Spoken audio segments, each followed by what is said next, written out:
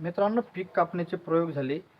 हा डाटा सरकारनं पीक विमा कंपन्यांना द्यायला सुरुवात देखील केलेली आहे. मित्रांनो, याच्या पार्श्वभूमीवरती शेतकऱ्यांना विविध प्रश्न पडलेले आहेत की एका सर्कलमध्ये पीक विमा हा सारखा मिळेल की वेगवेगळा मिळेल, किंवा एका मंडळातील एका गावातील शेतकऱ्यांना पीक विमा वेगवेगळ्या रकमेचा मिळेल की एकाच रकमेचा मिळेल. मित्रांनो, याच्या संदर्भात सविस्तर माहिती आजच्या व्हिडिओच्या माध्यमातून जाणून घेण्याचा प्रयत्न करू. मित्रांनो, चॅनलवर पहिल्यांदा आले असाल तर चॅनलला सबस्क्राईब करा, व्हिडिओला लाईक करा. मित्रांनो, आपल्या चॅनलच्या माध्यमातून शेतकऱ्यांना वेळोवेळी योग्य आणि खरी माहिती देण्याचा आपण प्रयत्न करत असतो. त्याच्यामुळे चॅनलवर पहिल्यांदा आले असाल तर चॅनलला सबस्क्राईब आणि व्हिडिओला लाईक नक्की करा.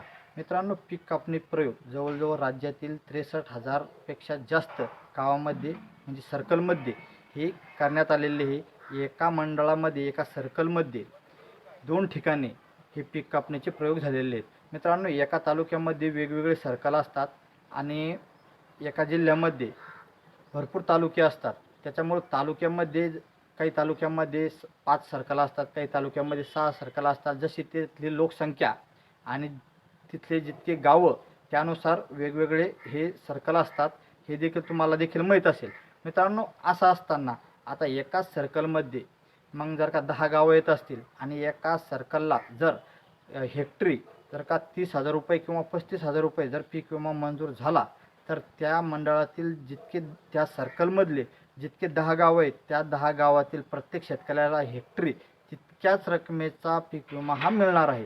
आणि जर दुसऱ्या सर्कलचं जर का बघितलं तर दुसऱ्या सर्कलचा हा पीक विमा वेगळा देखील मिळू शकतो. म्हणजे एखाद्या सर्कलमध्ये शेजारच्या सर्कलमध्ये जर का 30,000 रुपये प्रति हेक्टरी मिळाला तर पुढं 20,000 देखील मिळू शकतो किंवा 40,000 रुपये देखील प्रति हेक्टरी हा पीक विमा मिळू शकतो. मित्रांनो, तिथले जे पीक कापणी प्रयोग आहेत याच आणि जे इलेक्ट्रिकल यील्ड ज्याला आपण तंत्रज्ञान आधारित जे 50% पीक विमा कंपनीला त्याच्यामध्ये वेटेज देण्यात आलेलं आहे आणि पीक कापणी प्रयोगाला 50% हे वेटेज देण्यात आलेलं आहे. मित्रांनो, या दोन्हीचं सरासरी करून त्याचं तुमच्या मागच्या 5 वर्षाच्या उत्पन्नाशी जी सरासरी आहे जे हे ते जर का कमी आलं तर जितकं कमी आलेलं आहे तितक्याच रकमेचा तुम्हाला पीक विमा हा मिळणार आहे. जर का एखाद्या सर्कलमध्ये जर का पीक कापणी प्रयोगाच्या आधारे आणि इलेक्ट्रिकल यील्ड म्हणजे तंत्रज्ञानाच्या आधारे जर का खूप मोठ्या प्रमाणावरती नुकसान दिसून आलं तर त्या सर्कलमध्ये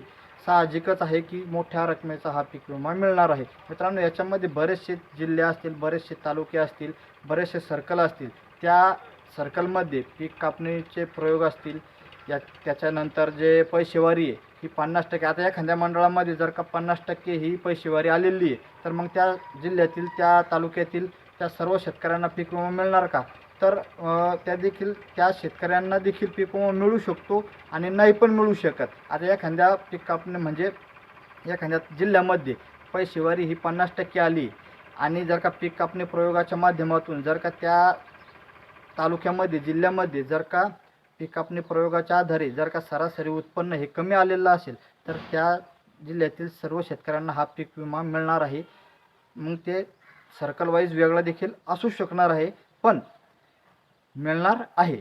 आणि एखाद्या मंडळामध्ये पैसेवारी जर 50% आलेली आहे आणि पीक कापणी प्रयोग आणि जे इलेक्ट्रिकल डील म्हणजेच तंत्रज्ञान आधारित जे काही उत्पन्न आहे त्याच्या माध्यमातून जर का पीक कापणी प्रयोगामध्ये अत्यंत कमी जर का नुकसान दिसून आलं तर त्या जिल्ह्यातील शेतकऱ्यांना हेक्टरी 10,000 रुपये, 20,000 रुपये, 15,000 रुपये, 8,000 रुपये या प्रमाणात देखील पीक विमा हा मिळू शकतो. त्याच्यामुळे सरकारच्या माध्यमातून जरी 17,000 रुपये पीक विमा सांगण्यात आलेला आहे, पण तो एक संभावित आकडा म्हणजे सरासरी आकडा हा सांगण्यात आलेला होता. त्याच्यामुळे सगळ्या शेतकऱ्यांना 17,000 रुपये मिळतीलच असं नाही आहे. काही मंडळांना 30,000, 35,000, 40,000 रुपयापर्यंत देखील म्हणजे आता एखादं सोयाबीन पीक असेल तर त्या सोयाबीन पिकाचा जो संरक्षक रक्कम आहे, जोखीम स्तर आहे, त्या जोखीम स्तराच्या हिशोबानं तुमचं सरासरी उत्पन्न जसं येईल तसं तुम्हाला पीक विमा हा मंजूर होणार आहे.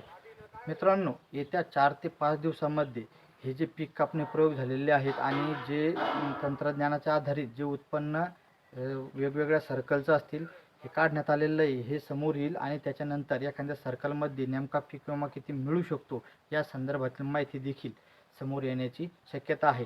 येत्या जानेवारी महिन्याच्या पहिल्या हप्त्यामध्ये हा डाटा समोर येऊ शकतो आणि त्याच्यानंतर लगेचच शेतकऱ्यांना पीक विम्याचं वाटप देखील आणि मंजुरी देखील मिळायला देखील सुरुवात होईल. मित्रांनो, हा डाटा सध्या राज्य सरकारनं पीक विमा कंपनीला सादर करण्याची प्रक्रिया ही चालू आहे आणि लवकरच शेतकऱ्यांना चांगल्या रकमेचा आणि शेतकऱ्यांचं ज्या पद्धतीमध्ये नुकसान झालेलं आहे त्या पद्धतीमध्ये शेतकऱ्यांना लवकरात लवकर हा पीक विमा मिळावा हीच अपेक्षा. चला मित्रांनो, धन्यवाद.